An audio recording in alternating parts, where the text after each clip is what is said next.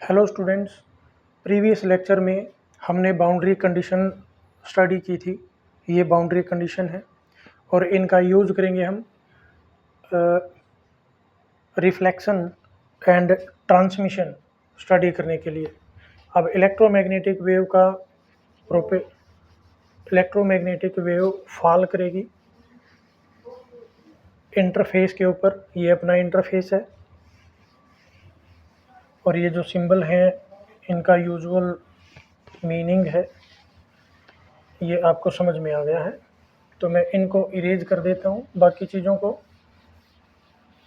और आप यहाँ पे पहले लेक्चर में हम क्या करेंगे, मान लो मैं आपको एक एग्जांपल देता हूँ, ऑप्टिक्स का एग्जांपल देता हूँ। ये मेरे पास एक स्लैब है, तो आपको पता है जब भी कोई लाइट रे इंसिडेंट होती है तो इसका कुछ पार्ट रिफ्लेक्ट हो जाता है और कुछ पार्ट इसका ट्रांसमिट हो जाता है। ठीक है, तो ये तो आपकी ट्रांसमिटेड लाइट है, ये रिफ्लेक्टेड लाइट है और ये इंसिडेंट लाइट है। ठीक है, तो ये वाला जो इंसिडेंस है ये ओब्लिक इंसिडेंस है। ठीक है, एक आपने केस ये भी स्टडी किया होगा, मान लो ये आपका इंटरफेस है, दो अलग अलग मीडियम है, ऊपर अलग है नीचे अलग है, और लाइट नॉर्मली फॉल करती है। ठीक है, तो इसका कुछ पार्ट रिफ्लेक्ट हो जाता है और कुछ पार्ट इसका ट्रांसमिट हो जाता है।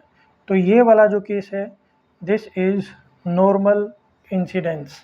तो इस नॉर्मल इंसिडेंस को ही हम स्टडी करेंगे। ठीक है, तो कितना एम्पलीट्यूड रिफ्लेक्ट होगा, कितना एम्पलीट्यूड ट्रांसमिट होगा, ठीक है, ये हमें फाइंड आउट करना है। तो यहाँ पे हमारा टॉपिक है, we will discuss normal incidence.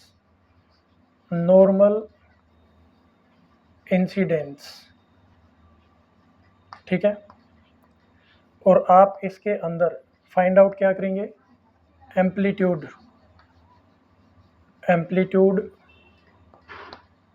Of reflected light and transmitted light. तो ये आपको फाइंड आउट करना है। इसके अंदर पेन कॉपी साथ में रखें, लिखते रहें इसको। ठीक है, तो अब यहाँ पे नॉर्मल इंसिडेंस है हमारा, तो हम एक इंटरफेस बना लेते हैं। लाइट एक मीडियम से दूसरे मीडियम में जाएगी और जो इंटरफेस होगा, जो बाउंड्री होगी जो दो मीडियम को सेपरेट कर रही है, वो बाउंड्री इन कंडीशंस को ओबे करेगी। लेट मी चेक, फोकस यहाँ पे लॉक कर रखा है या नहीं, ये देखिए, हाँ, अब ये फोकस लॉक हो चुका है। तो नॉर्मल इंसिडेंस हमें डिस्कस करना है यहाँ पे। अब देखिए, तो एक इंटरफेस मान लेते हैं यहाँ पे,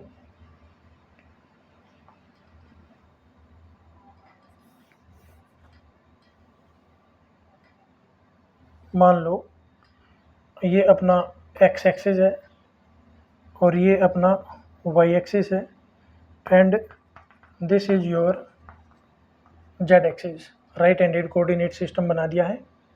ठीक है, तो ये जो एक्स वाई प्लेन है, it is separating two media and the boundary start at z equal to 0। तो जेड ग्रेटर देन 0 के लिए सेकेंड मीडियम है जो कि लीनियर है, आइसोट्रोपिक है। तो इसका मतलब हुआ इसके अंदर जो μ2 एंड एप्सिलॉन 2 है वो कैसे रहेंगे, होमोजीनियस रहेंगे। ठीक है, these are independent of space coordinate and this medium is linear. तो इसका मतलब आपका जो डी है सेकेंड मीडियम में, that will be directly proportional to E2 in the second medium. Also B2 will be directly proportional to H2। तो ये जो दो चीज़ें हैं ये डिसाइड करती हैं कि आपका मीडियम है वो लीनियर है या नहीं। तो मीडियम लीनियर है, और ये चीज़ if it is independent of space coordinate, तो ये बताती है कि जो मीडियम है आपका उसकी कंपोजिशन होमोजीनियस है एंड मीडियम है जो वो आइसोट्रोपिक है। तो ऐसे ही जो पहला मीडियम है उसका भी magnetic permeability and electrical permittivity वो इंडिपेंडेंट ऑफ स्पेस कोऑर्डिनेट है, और ये वाला मीडियम भी आपका लीनियर है। ठीक है, तो D1 will be directly proportional to E1 and B1 will be directly proportional to H1। तो इसका मतलब लीनियर मीडियम के लिए जो आपने ये बाउंड्री कंडीशन प्रीवियस लेक्चर में सीखी थी वो आप यहाँ पे यूज कर सकते हैं। तो अब मान लेता हूँ मैं जो हमारी लाइट है, हमारा सिग्नल आ रहा है, ठीक है, जो इलेक्ट्रोमैग्नेटिक लाइट हमारी इलेक्ट्रोमैग्नेटिक वेव होती है, ठीक है, और इलेक्ट्रोमैग्नेटिक वेव ये प्लेन पोलराइज्ड है, this is polarized plane polarized light है।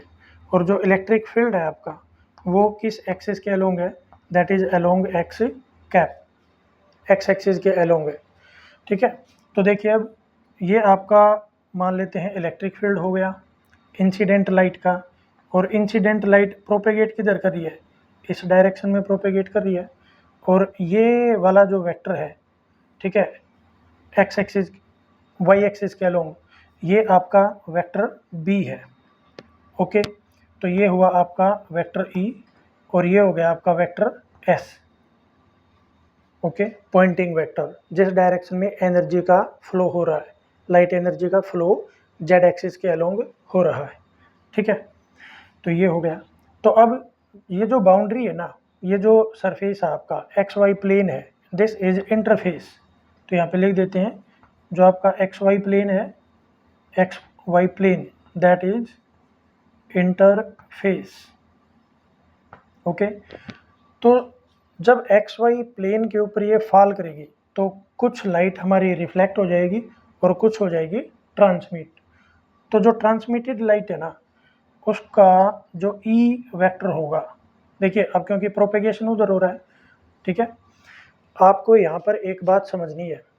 मैक्सवेल ने जो इलेक्ट्रोडायनेमिक थ्योरी दी थी, इलेक्ट्रोमैग्नेटिक वेव की थ्योरेटिकल स्टडी प्रपोज की थी, that was proposed after many years of ray optics. ठीक है, और रे ऑप्टिक्स ये कहती है कि अगर नॉर्मल इंसिडेंस होता है तो जो इंसिडेंट लाइट है वो यहाँ पे ये इंटरफेस है, तो यहाँ पे नॉर्मल इंसिडेंट हुई तो ट्रांसमिटेड लाइट इसी डायरेक्शन में जाएगी। ठीक है, ट्रांसमिटेड लाइट इसी डायरेक्शन में जाएगी और रिफ्लेक्टेड लाइट इसके अपोजिट जाएगी। So that time Maxwell was not having any question mark to object the study of ray optics. तो उसने कुछ चीज़ें, उसको कोई डाउट नहीं था रे ऑप्टिक्स पे, वो सिर्फ इसको जो इलेक्ट्रोमैग्नेटिक वेव है ना, लाइट को एज वेव स्टडी करना चाह रहा था। और जो रे ऑप्टिक्स है उसमें उसको ज्योमेट्रिकल ऑप्टिक्स भी बोलते हैं। तो यहाँ पर ये चीज़ यूज हो रही है। तो देखिए जो ट्रांसमिटेड लाइट है ना, सिग्नल ट्रांसमिटेड सिग्नल है वो भी प्रोपेगेट करेगा जेड एक्सिस के अलोंग, यानी कि दूसरे मीडियम में भी जो एस वेक्टर है that must be along Z direction. और ये तब पॉसिबल होगा जब आपका इलेक्ट्रिक फील्ड इस डायरेक्शन में है और आपका जो मैग्नेटिक फील्ड है सेकंड मीडियम में वो इसके अलोंग होगा। ठीक है, तो ये सेकंड मीडियम हो गया। अब फर्स्ट मीडियम में ही, ठीक है, फर्स्ट मीडियम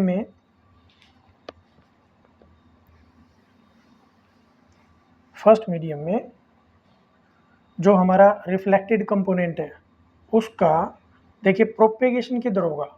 अब यहाँ पर देखिए ये आपकी रिफ्लेक्टेड लाइट है, इंसिडेंट लाइट के अपोजिट जाना है इसको। तो इंसिडेंट लाइट अगर उधर गई है तो रिफ्लेक्टेड लाइट किधर जाएगी, इधर जाएगी। Okay, so this is the S vector, Poynting vector of incident light, और यहाँ पे ये होगा Poynting vector of reflected light, इसको इधर जाना है। तो आपका जो ई है electric field that will be along this direction, ऊपर की तरफ। ठीक है, और मैग्नेटिक फील्ड का जो वेक्टर होगा ना, अब आपको ये पता है कि जो इलेक्ट्रोमैग्नेटिक वेव है उसका ट्रांसवर्स नेचर होता है, तो इसका मतलब E एंड B ये तो परपेंडिकुलर होंगे ही, और वेक्टर S के भी ये परपेंडिकुलर होंगे। तो इस कंडीशन को फुलफिल करने के लिए B की डायरेक्शन आपको रिवर्स करनी पड़ेगी, यानी कि पहले B आपका इधर था, अब B की डायरेक्शन इसके अपोजिट यानी कि उधर लेनी पड़ेगी। और जब आप E क्रॉस B करोगे, देखिए ये vector, this vector is inside the plane, this vector is outside the plane of board. तो अगर आपका E ऊपर हो गया तो E ऊपर हो गया और B आपका अंदर की तरफ हो गया, ठीक है। तो अगर आप इसका क्रॉस लगाएंगे तो थंब आपका इधर पॉइंट करेगा। So this condition suggest that we must take the direction of B in the reflected signal into the plane of paper, and here the direction of B is outside the plane of paper. Okay, चलो इतनी चीज़ें हो गई। अब हम इस सारी चीज़ को सेट करते हैं वहाँ पर, ठीक है। तो यहाँ से स्टार्ट कर देते हैं। देखिए अब जो आपका पहला मीडियम है, ये वाला जो मीडियम है, this is your first medium. इस मीडियम के अंदर हमारे पास दो सिग्नल हैं, एक तो इंसिडेंट वाला और एक हमारा रिफ्लेक्टेड वाला। और जो आपका इंटरफेस के राइट हैंड साइड में, यानी कि Z for Z greater than 0, उस साइड में जो मीडियम है उसके अंदर हमारे पास सिर्फ एक सिग्नल है, and that is for the transmitted signal. Okay, तो यहाँ पर जो भी हमारे इलेक्ट्रिक वेक्टर्स हैं उनके एम्पलीट्यूड लिख लेते हैं। This is the incident light, तो इसका इलेक्ट्रिक फील्ड का जो एम्पलीट्यूड होगा मैं उसको डिनोट कर देता हूँ ई नोड ऑफ इंसिडेंट लाइट, ये हो गया, ठीक है। और ये जो है हमारा, this is B naught of incident light. यहाँ पर आ जाओ, यहाँ पे ये रिफ्लेक्टेड सिग्नल है, तो ये हमारा हो गया ई नोड, लेकिन किसका, रिफ्लेक्टेड लाइट का। और ये किसका हो गया, this is for reflected light, और ये है मैग्नेटिक फील्ड। तो मैग्नेटिक फील्ड का रिफ्लेक्टेड वाला कंपोनेंट है ये, ठीक है। सेम यहाँ पे आ जाओ, हम सेकंड मीडियम के अंदर हैं अब, और ये ट्रांसमिटेड सिग्नल है, तो E amplitude E node for transmitted light, और ये क्या है, this is B node for transmitted light, ठीक है। अब आप एक बात सजेस्ट करें मुझे, अब हमें ये देखना है यहाँ पे कि मैं ये वाली इक्वेशन उठाऊं या ये वाली इक्वेशन उठाऊं। तो मुझे यहाँ पे ये वाली इक्वेशन उठानी है। देखिए अब ये इसलिए, अगर मान लो Z डायरेक्शन ये है, तो आपका XY प्लेन क्या होना चाहिए, बोर्ड के परपेंडिकुलर होना चाहिए, ठीक है, बोर्ड के परपेंडिकुलर, ठीक है। जैसे कि ये मान लिया मैंने, मेरे पास एक नोटिस बोर्ड है यहाँ पे, ये मान लो this is the XY plane जो कि बोर्ड के परपेंडिकुलर है, ठीक है। और आपका इलेक्ट्रिक फील्ड है, electric field, this is the electric field, ये देखिए इलेक्ट्रिक फील्ड, तो इलेक्ट्रिक फील्ड इस प्लेन के परपेंडिकुलर है, ठीक है। और मैग्नेटिक फील्ड कहाँ पे होगा, देखिए पॉइंटिंग वेक्टर उधर हो गया, जिस तरफ मेरी फिंगर पॉइंट कर रही है, चौक जिस डायरेक्शन में है उस डायरेक्शन में आपका इलेक्ट्रिक फील्ड हो गया, और इसके परपेंडिकुलर यानी कि आपकी तरफ, यही तो है बी आई, ये आपकी तरफ है। तो ये जो बी आई है, this is also parallel to the interface, x y plane के ये भी पैरेलल है, और ई भी क्या है, पैरेलल है, और जो एस है वो क्या है, परपेंडिकुलर। तो एस परपेंडिकुलर है इसलिए नॉर्मल इंसिडेंस हुआ, ठीक है। और हम बाउंड्री कंडीशन में ई और बी के पैरेलल कंपोनेंट्स हैं जो, वो यहाँ पे चूज करेंगे, यानी कि एक तो मुझे इक्वेशन नंबर 2 है इसका यूज करना है, और एक मुझे इक्वेशन नंबर 4 है इसका यूज करना है, और बाकी को मैं क्लीन कर देता हूँ यहाँ पे।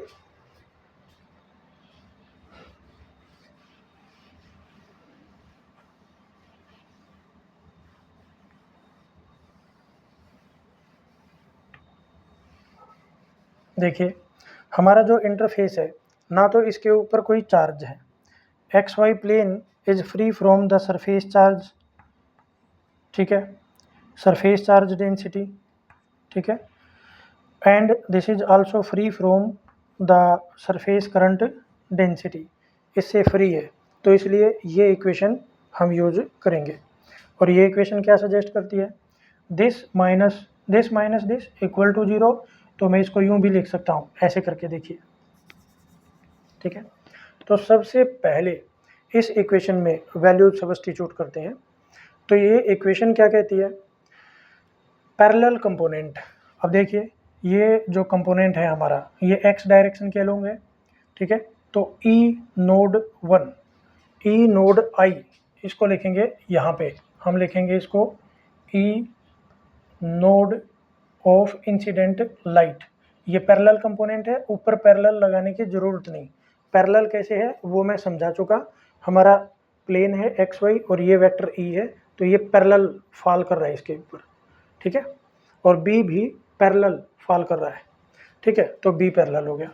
अब यहाँ पे देखिए, तो ये पहला, अब पहले मीडियम में दो कंपोनेंट हैं हमारे, एक रिफ्लेक्टेड और एक इंसिडेंट एंड एक रिफ्लेक्टेड, तो ये प्लस ये वाला रिफ्लेक्टेड, अब रिफ्लेक्टेड एम्पलीट्यूड भी इसके अंदर ऐड कर दिया, तो E naught R this must be equal to, ये किसके इक्वल होना चाहिए, जो सेकंड मीडियम में पैरेलल कंपोनेंट है। तो सेकंड मीडियम में पैरेलल कंपोनेंट क्या है, इलेक्ट्रिक फील्ड का ई नोड ट्रांसमिटेड, तो ये लिख दिया मैंने यहाँ पे, this is E node transmitted, तो ये हमारी ए इक्वेशन हो गई, ठीक है, जो कि इस बाउंड्री कंडीशन का यूज करके आपने राइट की है, ठीक है।